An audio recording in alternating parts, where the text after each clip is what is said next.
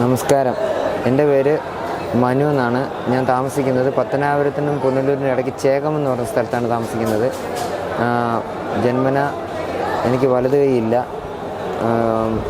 ജീവിതം വളരെ ബുദ്ധിമുട്ടിലാണ് കഴിയുന്നത്. കാരണം സാമ്പത്തികമായിട്ട് വളരെ ബുദ്ധിമുട്ടുള്ള കുടുംബമാണ് എൻ്റേത്. ഞാൻ ജന്മന ഒരു കൈയില്ലാതെ ഉള്ള ആളാണ്. പിന്നെ പഠനകാലത്ത് ചെറുതായിട്ട് ചിത്രങ്ങൾ വരയ്ക്കുമായിരുന്നു.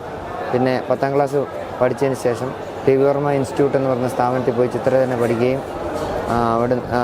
പിന്നെ കോട്ടയം മണിമല സ്ഥലത്ത് മോഹൻ മണിമല എന്ന് പറഞ്ഞ സാറിൻ്റെ അടുത്ത് ചിത്രരചന പഠിക്കുകയും ചെയ്തതിന് ശേഷം എൻ്റെ ഉപജീവന മാർഗമായ വാഹനങ്ങളുടെ നമ്പർ പ്ലേറ്റ് എഴുത്താണ് എൻ്റെ ഉപജീവന മാർഗമായി മുമ്പോട്ട് പോയിക്കൊണ്ടിരുന്നത്. വിടവൂർ ശ്രീ പുത്തൻകാവ് ശ്രീ മഹാവിഷ്ണു ക്ഷേത്രത്തിൽ ചുവർ ചിത്രങ്ങൾ വരയ്ക്കാനായിട്ട് എന്നെ വിളിക്കുകയുണ്ടായി. അങ്ങനെ ഞാൻ ആ ക്ഷേത്രത്തിൽ ചെല്ലുകയും അപ്രകാരം ദശാവതാരം എന്ന ചിത്രമാണ് വരയ്ക്കേണ്ടത് അവിടെ. അങ്ങനെ ദശാവതാര ചിത്രം വരയ്ക്കാൻ എനിക്ക് അവസരം കിട്ടി. അപ്പോൾ ഞാൻ പറയുകയുണ്ടായിരുന്നു, ഇടത് കൈ കൊണ്ട് വരച്ചാൽ ഭഗവാന്മാർക്ക് ഇഷ്ടപ്പെടുമെന്ന് ചോദിച്ചാൽ അന്ന് വിഷമത്തോടായിരുന്നു ചോദിച്ചത്. പക്ഷേ ആ ചോദ്യം ഇന്ന് അയ്യപ്പ സന്നിധിയിൽ വരെ കൊണ്ടെത്തിച്ച് അങ്ങനെ ചിത്രങ്ങൾ വരയ്ക്കാൻ എനിക്ക് തന്നെ അവസരം കിട്ടി. ആ ചുവർ ചിത്രങ്ങൾ വരച്ച് സോഷ്യൽ മീഡിയയിലൊക്കെ കാണുകയും അവിടെയും വരച്ചതിന് ശേഷം അത് നമ്മുടെ ദേവസ്വം ബോർഡ് ബഹുമാനപ്പെട്ട Devaswom board president Prashanth sir അത് ക്ഷേത്ര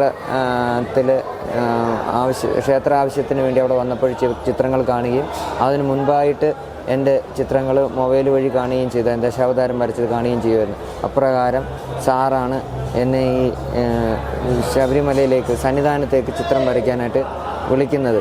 അപ്പോൾ ഞാൻ ചിത്രം വരയ്ക്കാനായിട്ട് ഇവിടെ വരുമ്പോൾ ഞാൻ എൻ്റെ മനസ്സിൽ ഉള്ള ചിന്ത എന്തെങ്കിലും ചെറിയ ചിത്രങ്ങൾ വരച്ചിട്ട് പോകാനായിരിക്കും എന്നെ വിളിച്ചതെന്ന് വിചാരിച്ച് പറഞ്ഞു വിടാനായിരിക്കും. പക്ഷേ ഇവിടെ വന്നപ്പോഴാണ് അറിഞ്ഞത് ഭഗവാന്റെ അതായത് ചരിത്ര കഥകളാണ് വരയ്ക്കേണ്ടത്. അത് വളരെ മനോഹരമായിട്ടൊരു വലിയ ഹൈറ്റിൽ വേണം ചിത്രങ്ങൾ വരയ്ക്കാൻ. അങ്ങനെ ഇവിടെ ആദ്യം വരച്ചത് അതായത് കൊട്ടാരത്തിൻ്റെ ചുവരിൽ, പന്തളം കൊട്ടാരത്തിൻ്റെ ചുവരിലും വരച്ചു. ഇപ്പം അന്നദാന മണ്ഡപത്തിൽ, ഇങ്ങനെ പല സ്ഥലങ്ങളിൽ വരയ്ക്കാൻ എനിക്ക് ഭാഗ്യം കിട്ടി. അത് എത്രയോ 2 കൈയുള്ള എത്രയോ നല്ല വരയ്ക്കുന്ന ചിത്രകാരന്മാരിവിടെ ഉണ്ട്. പക്ഷേ എന്നെക്കാട്ടിലും നല്ല വരയ്ക്കുന്നവരുണ്ട്. പക്ഷേ എനിക്ക് ഈ കൈയില്ലാത്ത എനിക്ക് ഇങ്ങനെ ഒരു ഭാഗ്യം കിട്ടി. അത് എന്താണെന്നറിയില്ല. ഭഗവാൻ എന്നെ കണ്ടതുകൊണ്ട് മാത്രമായിരിക്കും, എൻ്റെ കഴിവിലല്ല.